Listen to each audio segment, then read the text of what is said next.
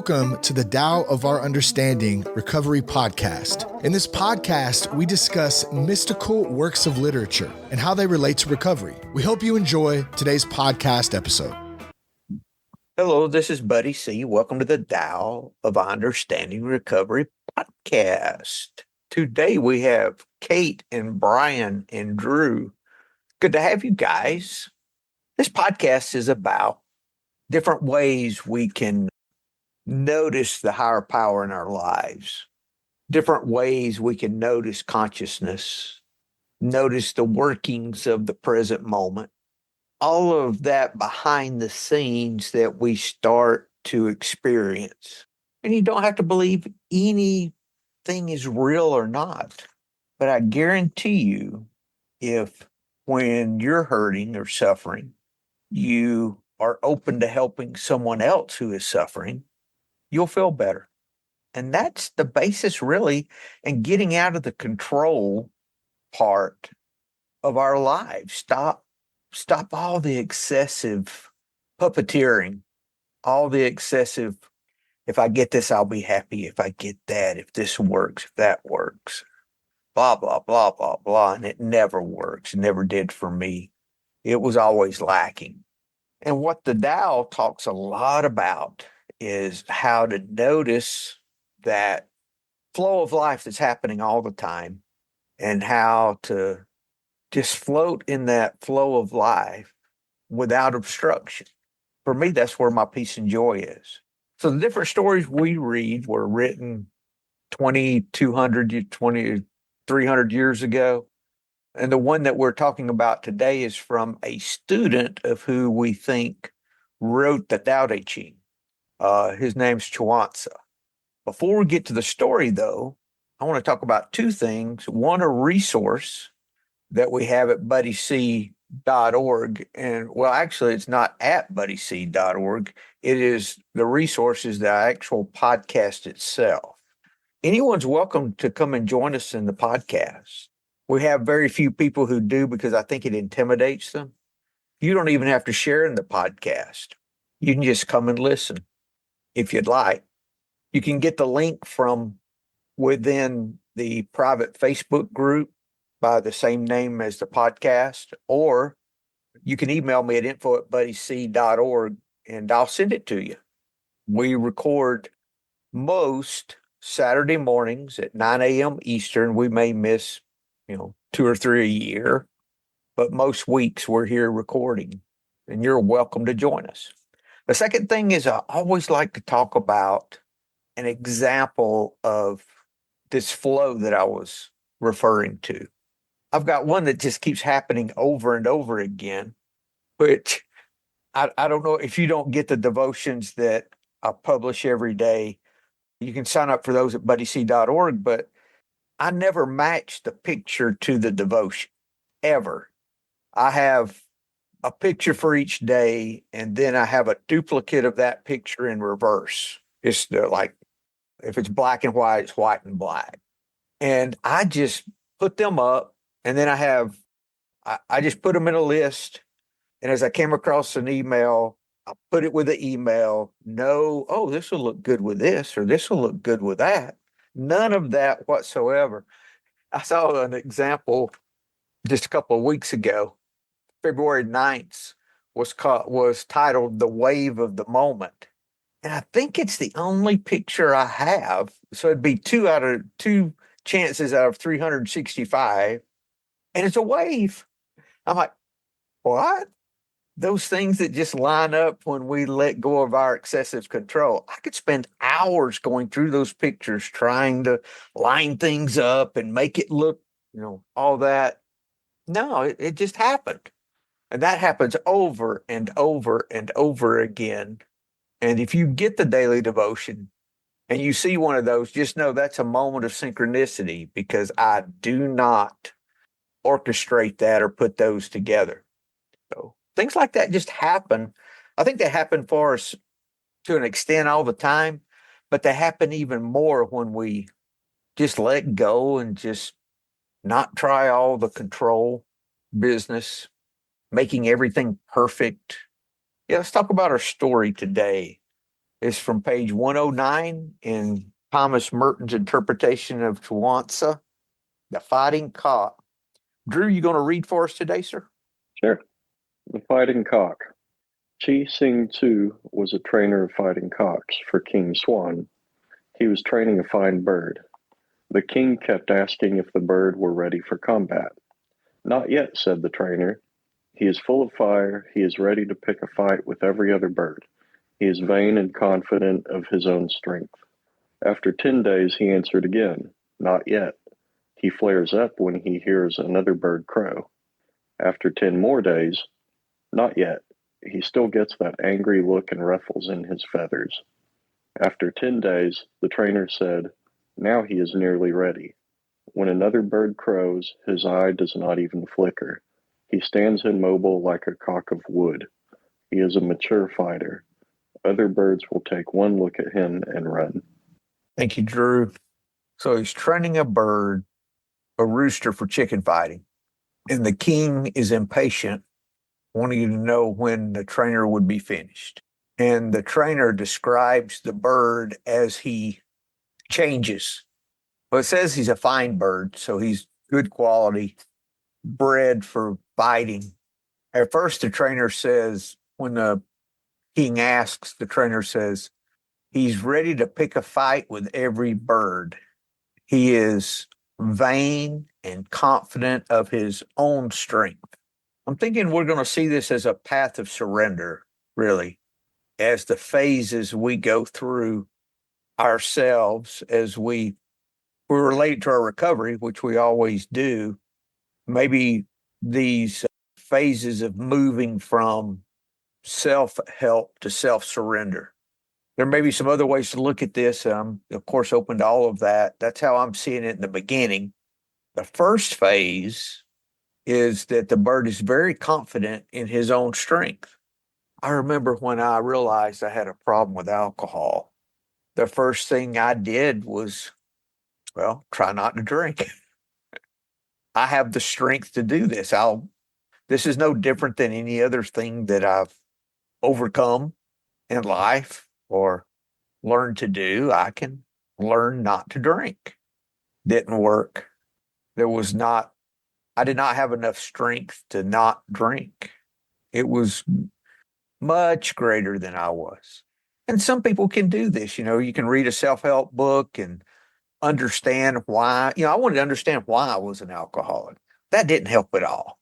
Just because I understood it, I thought that would give me ability to stop. If I just understand why. Why never worked. Didn't work for me. And I think in reality, anytime we ask the question why, we're asking the wrong question. I mention quite often that, in the New Testament, when the man was born blind, the disciples asked Jesus why he was born blind. Who sinned? Whose fault is it? His parents or his? Somebody's at fault. Something bad. There's got to be somebody at fault. And he said, you're asking the wrong question. You should be asking, how can the Father be glorified? In other words, I see that as, how can I find gratitude in this? So eventually I had to move toward gratitude with my alcoholism. How can I be grateful for being an alcoholic? I used to hear that first meetings I went to, and I wouldn't say anything, but in my head, like most folks, I call bullshit on that. I mean, this has cost, relationships and all kinds of energy and just, nothing but bad things came from my alcoholism that I could see.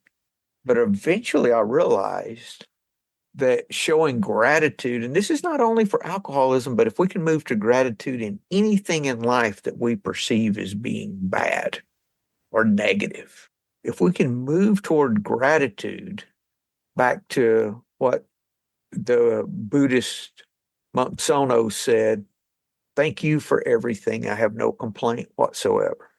When I move toward that, I can see the lessons and the things that seem that are making me uncomfortable, that are perceived as bad. And I can see the gifts or the positive gifts or the enjoyment and things I perceive as good. And I realize those things don't always, the perception changes a lot of times. A lot of times the things I perceived as bad end up being good, and the things I perceived as good end up being very bad. So at first, the bird is full of fire, full of himself, vain, confident in his own strength. Okay. After 10 days, the king came again. Is my bird ready? Not yet. Not yet. Hey, do you need the AKO? Do you need the story for today? I'm just going to listen, mate. I'm about to go to sleep. So, yeah, just going to Well, chime in. Thank you. well, good. I'm glad you're able to make it, even though it's late in Australia. So, hope you Wonderful to enjoy be it. here. Thanks, Thank dear. you, mate. Bye-bye. All right. So, what does 10 days mean? That's got a significance, I'm sure. It's not coming up with anything right off. So I'll just skip that. If y'all see anything, let me know, or know of anything. So the king comes back again after 10 days and asks again, is his bird ready? Not yet. He flares up when he hears another bird crow. Oh, well, sorry. Not yet. He flares up when he hears another bird crow. So he's moved from wanting to pick a fight with every other bird to getting riled up when he hears a bird. Okay. Then after 10 more days, the king again asks the trainer, is my bird ready? The trainer says he still gets that angry look and ruffles his feathers. He's ruffling his feathers, but not as much as he did before. Again, 10 days. The king comes back to the trainer. Is my bird ready? The trainer says, now he is nearly ready. When another bird crows, his eye does not even flicker. He stands immobile. Like a cock of wood, he is a mature fighter. Other birds will take one look at him and run. Even with that, the trainer's saying he's nearly ready, so he's not ready to fight yet, even then. But he's almost there. I see anger in each of these phases too.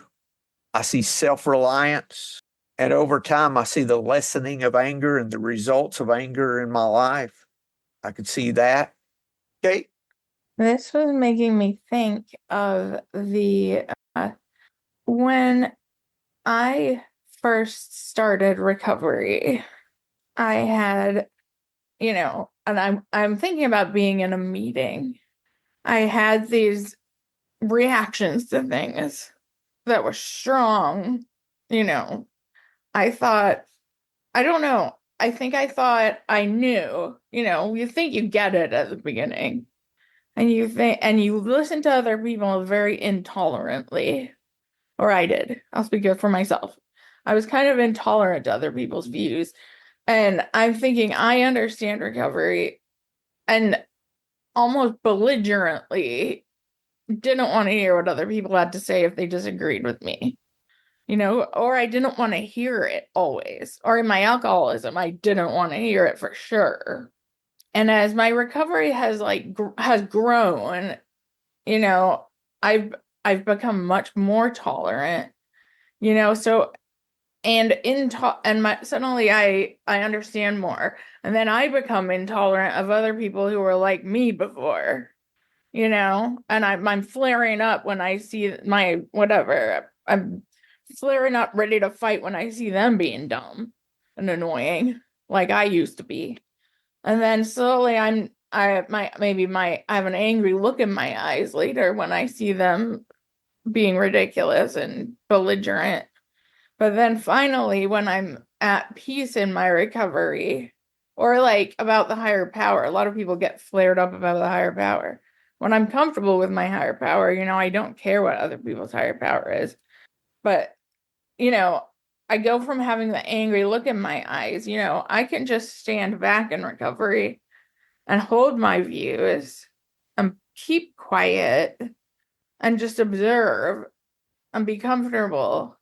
I can stand immobile like a piece of wood or whatever that said, and I can be calm, and I don't have to shout. I don't have to fight. I don't have to share my views with everybody because I am firm in them. Does that make sense? It does, Kate. And that really is that progression we're talking about. Notice every time that the bird is disturbed, none of that is in a fighting situation. None of that is in a situation where he's going to take action, in other words. Brian? Yeah, what comes up for me is, the part here where it talks about he was training a fine bird. For me, that's what I thought of myself before recovery. And, then it goes down, it says he's full of fire. Well, that was me. I was always right. I was angry. First time I saw a therapist, a mental health professional, he sits down and he says, well, tell me how you feel. And I told him, I said, well, I'm pissed off. And he looked at me and he says, no, that's not a feeling. And I thought, you are the craziest person I have ever seen in my life. And little did I know the shoe was on the other foot. That was me. The vain and confident, ready to pick a fight, like that was me. I was right. Except that vain and confidence of his own strength, that was a facade that I put up. I'm going to come in with this energy and I'm going to let everybody be afraid to poke the bear. But inside I'm terrified, and it took a long time, a lot of work to get to the point of where, I didn't let my feathers get ruffled over other people. And that's a direct result of my spiritual condition. I can still get to that point if I'm not centered, but the angry look ruffling his feathers after 10 days, that reminds me of like a previous share, sitting there in a meeting and I hear somebody say something and I'm like, oh, they're full of shit, but I don't say anything, but I just sit there and the wheels are turning in my head, and when I start saying stuff like that, I need to start looking inward and figure out what's wrong with Brian. So I'm glad to be here. Thanks. Thank you, Brian. I've been having a little struggle lately in my face-to-face meeting. One of the women had a baby and she brings her baby and it makes noise during the meeting. I don't like it. So I'm having to work through that being none of my business. Drew? Yeah, one thing that I found was interesting. You mentioned the 10 days and kind of tried to find some meaning in that. And I looked at it, I added it up, and there are 3 sections of 10 days between when the rooster is full of fire and ready to pick a fight, and then 3 sets of 10 days go until he's totally fine and immobile and mature. So 30 days total. And what that reminded me of is there's a addiction researcher at Stanford University, Dr. Anna Lembke. She has a great book about addiction called Dopamine Nation. And her clinical findings, lots of research, is basically that when you stop an addiction, whether it's substance, drugs or alcohol, or a process addiction like gambling or social media or shopping or something like that, it takes 30 days of being off of that addiction until your brain chemical levels get back to normal. So, I'm wondering if Chuang Tzu knew that 30 days is a number that is central to humans overcoming something or getting right sized, and if the 30 days was meaningful for him in that way, which is why he picked it. Thank you, Drew. I don't know, but bottom line, it takes time. Mm-hmm. We're not going to be well overnight. I remember the story or the little analogy I was told that You didn't get into the woods this far overnight. So why do you think you're going to get out of the woods overnight? Like, huh? I used to think those guys were so smart. They were just regurgitating what they had heard before. None of that was new. I found out, but it's true. What do we think it means that the king is constantly asking for the bird to be ready? Personally, I would think that would mean our impatience with our addiction, maybe.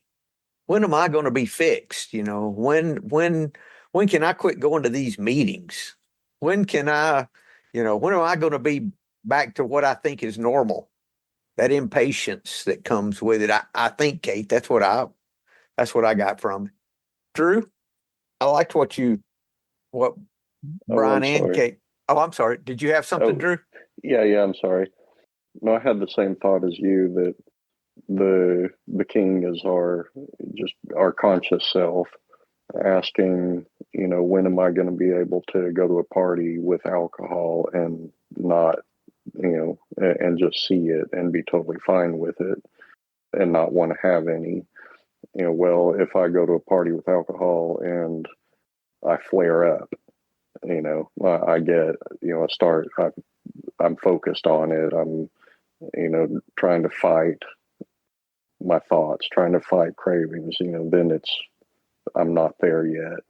If I go to a party with alcohol and there's, I look at it angrily, there's that angry look. If I ruffle my feathers, maybe I'm judging other people. I don't particularly want it, but, I'm judging other people for using it. Then I'm not ready. But, if I can go to a party and I don't really have any thoughts about it one way or another, don't really have any thoughts about anybody drinking one way or another, then I'm probably ready to go out and, resume being out and about in society. Thank you, Drew. We're not cured of alcoholism. What we really have is a daily reprieve contingent on the maintenance of our spiritual condition. Page 85 in the big book. For me, it's a huge red flag when I'm disturbed now, when I'm fighting whatever's going on, because I can handle situations without anger. I don't have to be angry when I dislike something. I found that's not the appropriate response. When used to, I thought that was how I was supposed to be. If something, if there's a situation that was unfair or any of those things, I had to get angry to make the change or to confront or to do any of those things. But we find out that anger is to our detriment, not to our advantage. Doesn't mean that we accept everything as, be a pushover. That's not what it's talking about at all. That's not what I'm talking about. This bird here was not a pushover because he didn't flicker under, seeing another bird or under all the circumstances. That doesn't mean he was being pushed around. This means he didn't get disturbed anymore. The other birds fear him at the end. Yeah. Because So he's go ahead. I'm sorry. Oh, I was gonna say he's not something to be pushed over. He's something to be looked to for, I don't know. Go maybe on. revered. Maybe revered. Yeah. The fact that he didn't bow up at the other birds in the trainer's eyes, that was what made him mature. That was his strength, was in non-action. Drew? One thing this story reminds me of in my life that isn't addiction related, but it definitely held true, was for years I was a civil trial lawyer, and I tried lots and lots of jury trials. And whenever the attorney who I was going up against, when the attorney was full of fire, ready to pick a fight, vain and confident, I wanted to go up against that attorney. I knew I was going to do pretty good. But if the other attorney was, didn't flicker, immobile, mature, I knew I was in for a beating. That's not who I wanted to go up against. Um, the ones who were ready to pick a fight and vain and all that, they would make things about themselves, and they'd make mistakes, and it was really about them putting on a show. And the ones who took themselves out of it and just really focused on doing their job, those are the ones who gave me the most difficulty. So just kind of something I definitely noticed it as time went on when I was in that part of my career, but this definitely brings it back for me. Thank you, Drew. This idea that ultimately the bird got to a place of non-action doesn't mean the bird never fought in a fight. He just didn't use his energy when it was not needed. He had nothing to prove. This makes me think a little bit about I keep thinking about this, so it must be connected somehow. Like my sisters, I've always, up until recently, been very envious of them because they both have husbands and kids and live in like big houses. And I don't have a husband. I've never had kids, and I live in a small apartment. And it was only until recently that I really hung on to that and thought, like, oh, I'm not as good as my sisters. Like this is really something to hold up. Like I've failed and they've succeeded. But somehow I let that go in the last year or so. And that power is just gone. Like it just isn't. And my sisters never held it. It was all in my mind. They don't think they're better than me. Right. Like no one else in my family's even thinking about that. It was only in me. And somehow that letting go of that comparison has put me in a position where I am much calmer and it just doesn't matter. And I'm not sure how that relates to this story, but yeah, I keep thinking about it, so it must relate a little bit. Kate, there's something, with time we realize that there's a big something to do with our stopping the resistance to what is. That's why I love Michael Singer's podcast. He repeats himself some, but he's a big proponent of whatever's happening, just let it flow on through. Don't push against it. And then once you can stop the fighting it, then you can see if it's something you need to take action or not. Drew? Yeah, I think one other aspect of my life that I can use this story on is feelings of envy or jealousy. If I see somebody has something that I want, or doesn't have a problem that I do have, when I see that, am I full of fire? Am I resentful? Am I, are those feelings of jealousy and envy coming up in me? When I go visit my friend in his, new huge house with all his, brand new stuff, am I happy for him? Am I, grateful for what I have and happy for him that he's getting what he wants? Or am I, feeling bad about myself and, kind of resenting him and being jealous and envious? Are my feathers being ruffled in that moment? Am I making it, about me and, I don't have this, he has that. Why?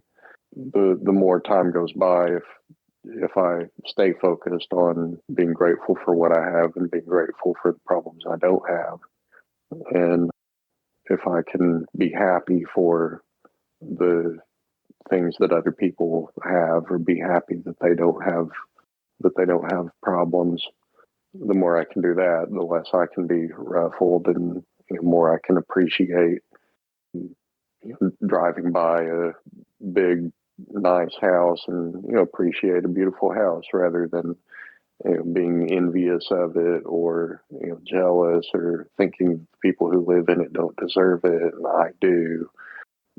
that's not good for me at all. So, that's another way that I can definitely apply this story is if I'm in a situation and, feeling those feathers being ruffled for envy or jealousy or something like that, then, I've definitely got something to work on there. Definitely need to work on my gratitude. Definitely need to work on being happy for other people's success and good fortune. So, yeah, I hadn't thought about applying this story to that aspect of my life, but I think it's applicable. Thank you, Drew. Brian? Yeah, I can definitely relate to that struggle of comparing my insides with others' outsides.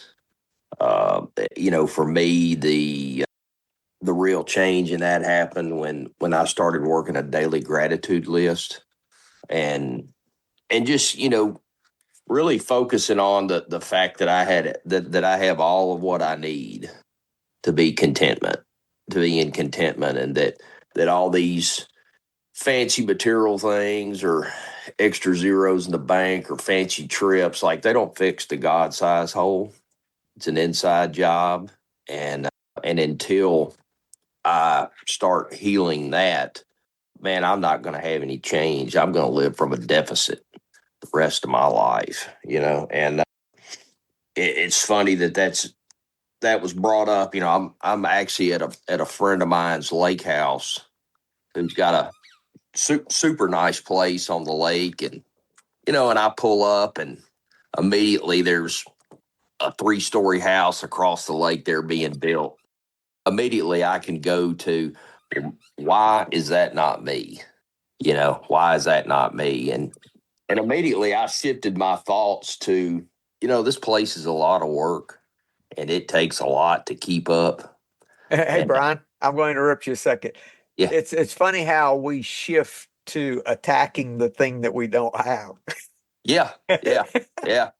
Well, I immediately shifted my thoughts to, I have a friend that's not over here a whole lot, and he's ecstatic that my wife and I are coming over here and enjoying this place. I mean, like, hell, I got the best deal ever. I don't have to worry about all this. And and that wouldn't be possible without recovery. I mean, I know this person from recovery, and I've known him a long time, and we've developed a very deep friendship. And it's like it's one of the promises. So it's good stuff. I'm glad to be here. Thank you, Brian. And if we break it down to this moment, those things we're having difficulty accepting, it makes it a lot easier. No matter what it is that positives or negatives, either one. If it's a negative situation that we don't like I was thinking about your situation, Kate, of comparing to your sisters. Well, letting that go for the rest of your life, that would be almost impossible. But letting it go right now in this moment, that's much easier. Much easier.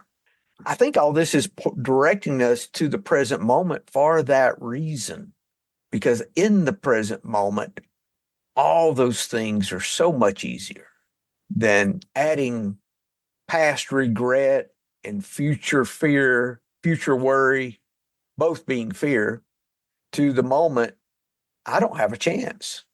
And how do I, as they used to say when I came in, be where your feet are?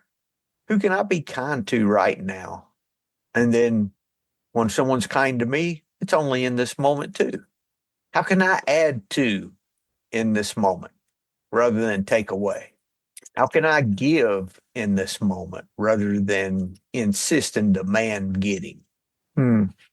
Also, the gratitude piece brings me to the moment. And a lot of times, the gratitude gets me close, and then thinking of being of help or service is the next step past gratitude.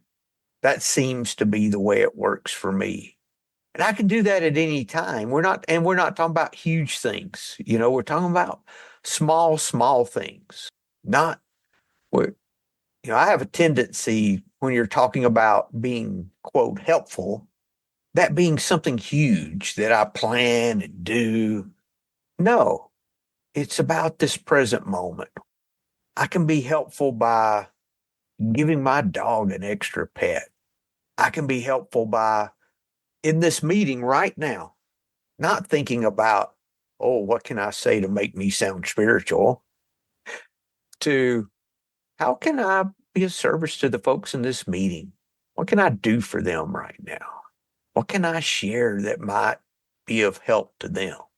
And you can carry that over into everything of life. And it's in those little things that start changing us. Or that's the way it's worked for me. As time goes on, we can develop this wave of helpfulness that we just maintain. And it's like we're riding the wave the whole time. And we can do that more and more and more. And if there's a slip from that, we can easily start over again at any time. Good conversation, guys. Anything else before we close? Well, if not, y'all have a great week and hope to see you next week. Thank you. Hello, this is Buddy C. I wanted to make you aware of several recovery-related resources that I've posted in the episode description. These resources include a list of recovery podcasts, a free sober meditation app, daily recovery email, shared Google recovery calendars. Hope you put some of these resources to use and have a great week. Thank you for listening to the Tao of Our Understanding Recovery Podcast. If you enjoyed this episode, please share it with your friends in recovery.